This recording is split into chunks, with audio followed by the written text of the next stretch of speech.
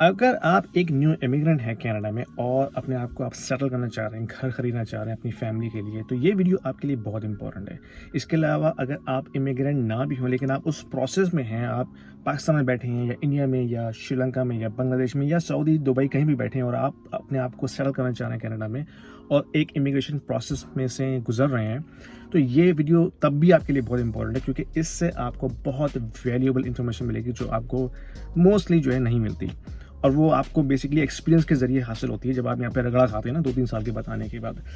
तो सिचुएशन ये है कि मैं आपको पता है अपने चैनल के ऊपर रियल एस्टेट के बारे में बात करता हूँ कि मैं एक लाइसेंस रियल्टर भी हूँ, ठीक है। मैं GTA में प्रॉपर्टीज़ बाय एंड सेलिंग भी करता हूँ, अपने लिए भी, दोस्तों के लिए भी, अपने क्लाइंट्स के लिए भी।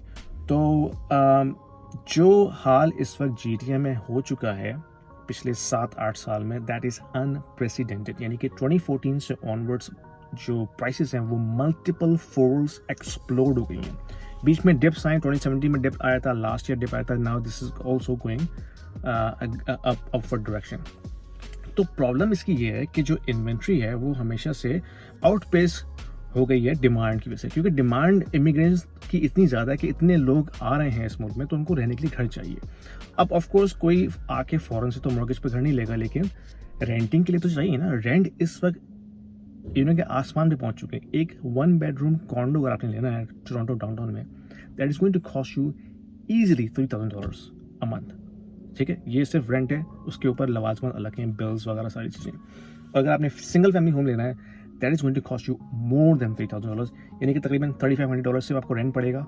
इवन अगर GTA में सवाल चले आए आप, जैसे कि मिल्टन में आ जाए, मिसागा में आ जाए, तो आपको 3500 से कम का एक सिंगल फैमिली होम नहीं मिलेगा 3 बेडरूम। तो ये सिचुएशन है। अब क्या किया जाए?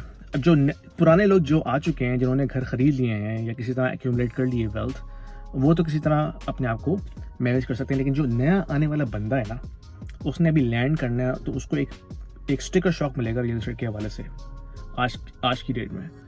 And this is not going to get better any time soon guys. So ठीक है, प्राइसेस मजीद एक्सपोनेंशियल नहीं बढ़ेंगे, लेकिन प्राइसेस का क्रैश होना भी जो है वो एक हाईली अनलाइकली है कि जबकि डिमांड इतनी ज़्यादा है। यानी कि 1 मिलियन लोग लास्ट ईयर आए हैं और ये कंटिन्यू रहेगा अगले 2-3 साल तक ऐसा।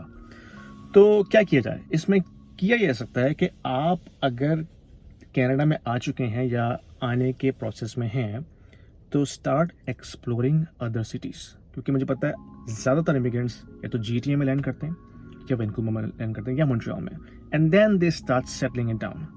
तो पहले से प्लान करके आए हैं कि आपके जो एक्सपेंसेस हैं वो किस लेवल पे होंगे और उस हिसाब से आपकी अर्निंग क्या होगी, और फिर आपने किस तरह से अपना हाउसिंग एक्सपेंस को बेयर करना है। क्योंकि जब प्रॉपर्टी मार्केट इतनी ज़्यादा एक्सपेंसिव हो जाए कि आपकी जो अर्निंग है उसको वो मीट ना कर सके मल्टीपल फोल्ड्स भी, तो फिर इट्स नॉट वर्थ इट। यानी कि क्या ज़रूरत है कि आप आके ओंटारियो में ही रहें। मैं अभी कैलगरी से घूम के आया हूँ लास्ट वीक। मैं वेकेशन पे गया था फैमिली के साथ अपनी, लेकिन मैंने उसको एज ए लर्निंग एक्सपीरियंस भी समझा। यानी कि मैंने वहाँ पे लोगों से मिला, उनसे इंटरव्यू किए ताकि मैं उनका पर्सपेक्टिव जानूँ कि क्या उनका एक्सपीरियंस है कैलगरी में रह के। And one thing I found out that वहाँ पे जो पाकिस्तानी मुसलमान जो भी लोग रह रहे हैं, they are very happy, they are very content. एक तो उनके पास पहाड़ जैसा मॉर्गेज नहीं है उनके सर के ऊपर, छोटी सी मॉर्गेज है उनकी। ठीक है, जॉब अपॉर्चुनिटीज़ इतनी ज़्यादा नहीं है, बट ऐसा भी नहीं है कि लोग वहाँ पे भूखे मर रहे हैं। उनके पास जॉब्स हैं, ख़ास करके लास्ट 2-3 ईयर्स के अंदर रिमोट वर्किंग के कॉमन होने की वजह से बहुत से लोग GTA से मूव किए। मेरा खुद का एक अपना दोस्त जो कि मिल्टन में एक बेसमेंट में रहता था, and he just get out of that issue. Like उसने कहा कि it doesn't make sense for me to struggle like this for the years to come just to live in Toronto. ठीक है, क्यों मैं इसमें यहाँ पे क्यों अपने आप को फंसाऊँ। Then he took the decision और वो कैलगरी मूव हो गया, एंड ही इज़ हैप्पी।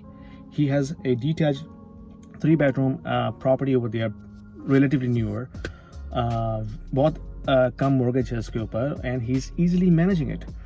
तो बात यह है कि जब आप कनाडा में आते हैं तो ऑफकोर्स आपने यहाँ पे आके सेटल होना है, अपने बच्चों को सेटल करना है, अपनी फैमिली को सेटल करना है। then you have to make sure that you also manage your expenses, your finances. That is the most important thing, especially if you're coming in 30s and 40s. You don't want to be a mortgage slave for the rest of your life, okay? तो explore कीजिए Canada के दूसरी cities को, ख़ास करके Calgary को। अभी वहाँ पे अपॉर्चुनिटीज़ और भी आ रही हैं, टेक कंपनीज मूव हो रही हैं। अल्बर्टा में जो है वो प्रोविंशियल टैक्स जो है वो नहीं है, तो चीज़ें थोड़ी सी सस्ती हैं, ईजी लाइफ है। जितना अर्सा मैं फिरा हूँ कैलगरी में, वहाँ मुझे ट्रैफिक जैम बिल्कुल नहीं मिला as compare to what we see in Toronto and in the GTA area. तो कंसिडर करें दूसरे शहरों को भी, और अगर किसी किस्म की हेल्प चाहिए तो मुझे कमेंट कीजिए, कांटेक्ट कीजिए, आई विल हेल्प यू। मैं लाइसेंस रियल्टर सिर्फ GTA में हूँ, यानी कि ओंटारियो में हूँ। कैलगरी में मेरे कुछ कनेक्शंस हैं, मैं आपको उनसे कनेक्ट करवा सकता हूँ। If you want to buy और sell property in Calgary, I can help you with that. तो कंसिडर कीजिए इसको, खास करके जो न्यू इमिग्रेंट्स हैं and they are struggling to meet the needs in GTA। I don't think it's worth staying in this city because it's ridiculously expensive. पसंद आई video तो share कीजिए, लाइक कीजिए, फॉलो कीजिए।